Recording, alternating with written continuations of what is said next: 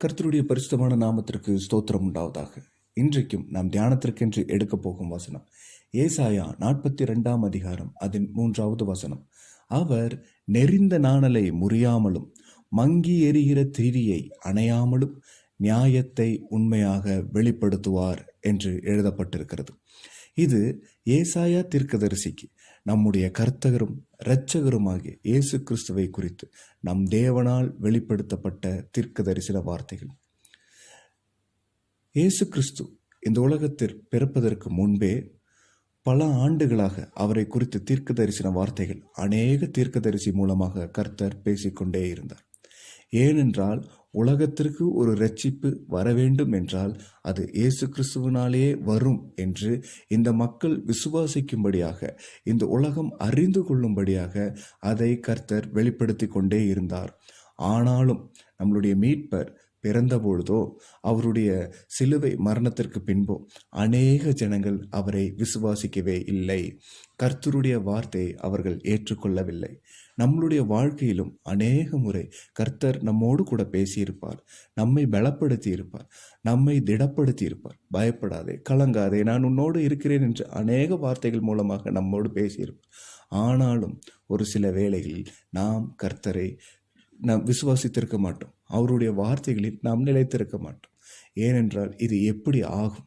எத்தனை நாள் நாம் ஜெபித்தோமே, இத்தனை நாள் நான் விசுவாசித்தேனே, இன்னும் ஒன்றும் நடக்கலையே என்று நாம் கலங்கி கொண்டிருப்போம். ஒருவேளை நம்மளுடைய வாழ்க்கையிலும் என்று நம்மளுடைய வாழ்க்கை நெறிந்த நாணலை போல் இன்னும் கொஞ்சம் விட்டு அருந்து போயிடும் என்ற சூழ்நிலை இருப்போமா?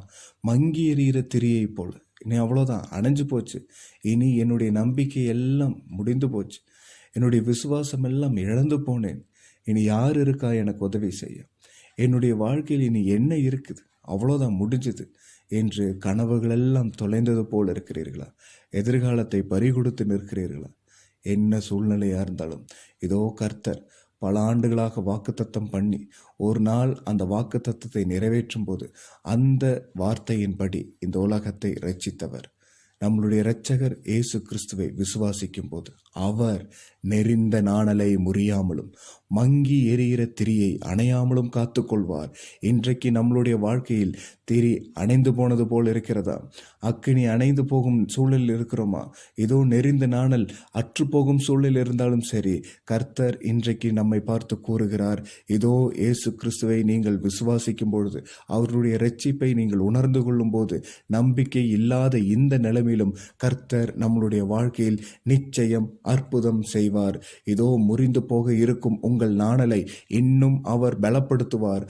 இப்பொழுது அணைந்து போகும் அந்த திரி அணைந்து போகிற சூழ்நிலையில் இருந்தாலும் இதோ கர்த்தர் உங்களை அக்கினியாய் ஜொலிக்க பண்ணுவார்.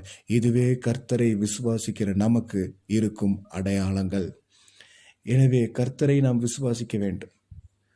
அதே அதிகாரத்தில் 6வது வசனம் இப்படியாக கூறப்படுகிறது, நீர் குருடருடைய கண்களை திறக்கவும் கட்டுண்டவர்களை காவலிலிருந்தும் இருளில் இருக்கிறவர்களை சிறைச்சாலையிலிருந்து விடுவிக்கவும் கர்த்தராகிய நான் நீதியின்படி உம்மை அழைத்து உம்முடைய கையை பிடித்து உம்மை தற்காத்து உம்மை ஜனத்திற்கு உடன்படிக்கையாகவும் ஜாதிகளுக்கு ஒளியாகவும் வைக்கிறேன் என்று சொல்லுகிறார். இயேசு கிறிஸ்துவை நாம் விசுவாசிக்கும் பொழுது அவர் எதற்காக நம்மளுடைய வாழ்க்கை கொடுக்கப்பட்டிருக்கிறார்? இதோ குருடருடைய கண்களை திறக்கும்.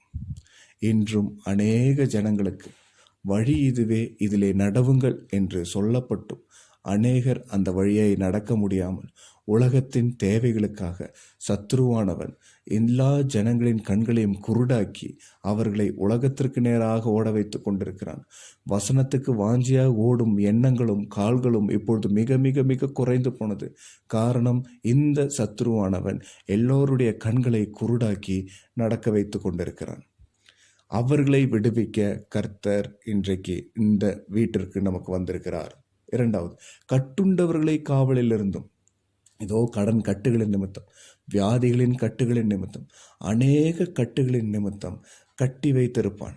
ஏனென்றால் நீங்கள் இனி விசுவாச பாதைக்கு போகக்கூடாது, இயேசு கிறிஸ்துவை விசுவாசிக்க கூடாது, உங்களுக்கு உள்ள ஒரு சோர்வு வர வேண்டும் என்று இந்த கட்டுகளில் வைத்திருப்பான். அந்த கட்டுகளில் இருக்கிறவர்களை விடுவிக்கவும் கர்த்தர் நமக்காக தம்முடைய ஒரே பேரான குமாரனை தந்திருக்கிறார். இருளில் இருக்கிறவர்களை சிறைச்சாலையிலிருந்து விடுவிக்கவும் அநேக ஜனங்கள் இன்றைக்கு வேதத்தை அறியாமல், இயேசு கிறிஸ்துவை விசுவாசியாமல் இருளில் இருக்கிறார்கள். அவர்களுக்கு அடுத்தது என்ன பண்ணணும் என்று பாதை தெரியாமல் அலைந்து கொண்டிருக்கிறார்கள். அவர்களை விடுவிக்கவும் இன்று பிதாவாகிய தேவன் தம்முடைய ஒரே பேரான குமாரனை இந்த உலகத்திற்கு தந்தருளி, இதோ குருடருடைய கண்களை திறக்கவும், கட்டுண்டவர்களை காவலிலிருந்தும், இருளில் இருக்கிறவர்களை சிறைச்சாலையிலிருந்து விடுவிக்கவும் அவரை நமக்காக தந்திருக்கிறார். நம்மளுடைய வாழ்க்கையில் எந்த சூழ்நிலை இருந்தாலும், இதோ உலகத்தின் தேவைகள் பெருகி இருக்குது, நான் அதுக்கு நேராக தான் ஓடி போகணும் என்று இன்றைக்கு ஒரு வேளை சிந்தித்து கொண்டு இருந்தீர்களானால், தேவைகளை மாற்றி நம்முடைய தேவனே நமக்கு தேவையாக வைக்கும் பொழுது இந்த உலகத்தின் தேவைகளை கர்த்தர் பார்த்து கொள்வார். இதோ நம்மளுடைய வியாதியின் கட்டு, கடன் கட்டு என்னவா இருந்தாலும் சரி, இன்றைக்கு கர்த்தர் நம்மை நிச்சயம் விடுவிப்பார். இதோ கர்த்தராகிய இயேசு கிறிஸ்துவை விசுவாசி, அப்பொழுது நீயும் உன் வீட்டாரும் ரட்சிக்கப்படுவீர்கள் என்ற வசனத்தின்படி இயேசு கிறிஸ்துவை விசுவாசிக்கும் பொழுது நாமும் நம்முடைய வீட்டாரும் நிச்சயம் ரட்சிக்கப்படுவோம். அது எந்த சூழ்நிலையா இருந்தாலும் கர்த்தர் நிச்சயம் ரட்சிப்பை தருவார். இதுவே கர்த்தருடைய வாக்குத்தத்தம். நம்மை ஒளியாக வைப்பதற்கே அவர் இந்த உலகத்திற்கு வந்தார். அவரே மெய்யான ஒளி. அவரை விசுவாசிக்கிறவன் எவனும் அநேகருக்கு ஒளியாய் நிற்கும்படி அவர் நம்மை மாற்றுகிறார். எனவே இன்றைய தினத்திலும் நீங்கள் ஒருவேளை நம்மளுடைய வாழ்க்கையில் நம்பிக்கை இல்லாத ஒரு சூழ்நிலையில் இருக்கிறீர்களே ஆனால், கர்த்தர் சொல்லுகிறார், அவர் நெறிந்த நாணலை முறியாமலும் மங்கி எரிகிற திரியை அணையாமலும் காத்துக்கொள்வார் என்று. கர்த்தர் நிச்சயம் நம்மை காத்துக்கொள்வார். பயப்படாதிருங்கள், கலங்காதிருங்கள். கர்த்தரே நம்மை பிரகாசிப்பிக்கிற அந்த மெய்யான ஒளி.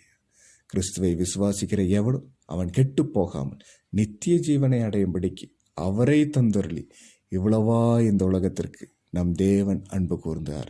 நம் மீது தேவனுடைய அன்பு நிச்சயம் இருக்கிறது. அவர் நம்மை விட்டு விட்டாரோ என்றெல்லாம் நீங்கள் சிந்திக்க வேண்டாம். சந்தோஷமா இருங்க, விசுவாசத்தில் நிலைத்திருங்க.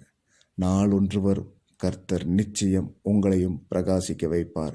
கர்த்தருடைய சமூகத்தில் உங்களை தாழ்த்தி காத்திருங்கள். அவர் நிச்சயம் உங்களை விடுவிப்பார். பரலோக ராஜ்யம் மிக மிக மிக சமீபமாக இருக்கிறது. கர்த்தருக்கு காத்திருப்போம், ராஜ்யத்தை சுதந்திரத்துக் கொள்வோம். கர்த்தர் தாமே இந்த வசனங்களை ஆசீர்வதிப்பாராக. ஆமேன், ஆமேன்.